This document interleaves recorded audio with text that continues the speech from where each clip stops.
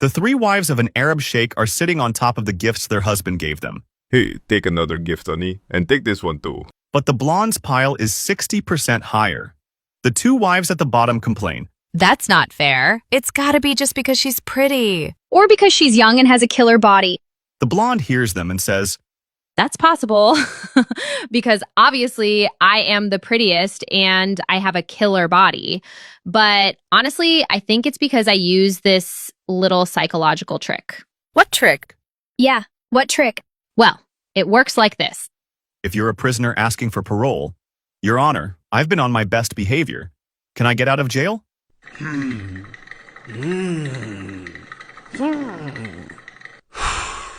I've done a deep analysis, and it looks like you've reformed. You're granted parole. It turns out that the likelihood of the judge approving your request depends a lot on what time he reads it. If he reviews your case at 9 a.m., when he's just starting his day, you have about a 65% chance of approval. For the next prisoner, that chance is a bit lower, and for each one after that, it continues to drop gradually, eventually getting close to zero.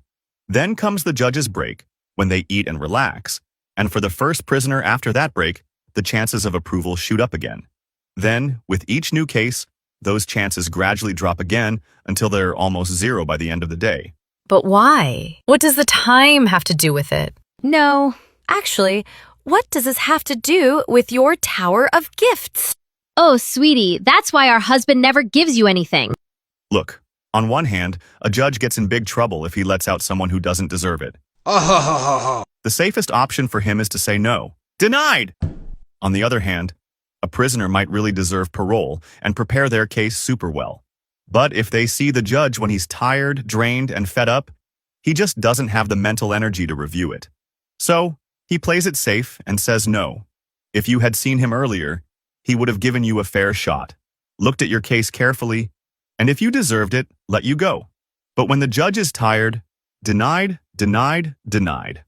Think about this the next time you go apply for your American visa, or when you ask your professor to change a grade, or when you're about to explain to your boss why you deserve a raise, or even when you're about to ask your Arab husband for that designer purse.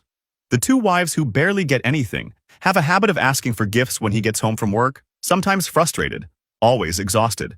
Most of the time, he just doesn't have the energy or bandwidth to even understand what they're asking for. So, he takes the safe route, which is to hold on to his money. Honey, we'll talk about it later. No, please, please, please. And when they push, he just says no.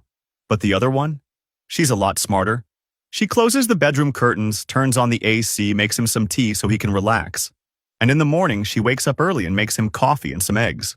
And now that he's rested and happy, at his clearest point in the day, freshly pampered, she says, Hey, I really want to do this. I'd love to go on this trip. I'd like to sign up for this class. I want to make this change to the house. and she prepares her case super well. She says, It'll be good for this, and this reason. and then, if what she's asking for makes sense and he's fully capable of thinking it through, approved, approved, approved. He agrees because she's one of his beloved wives, and money is not a problem for him. I'm going to share my biggest treasure with you. This book is packed, absolutely stuffed with psychological tricks. That's where I got the info for this video, and for a lot of the videos I make.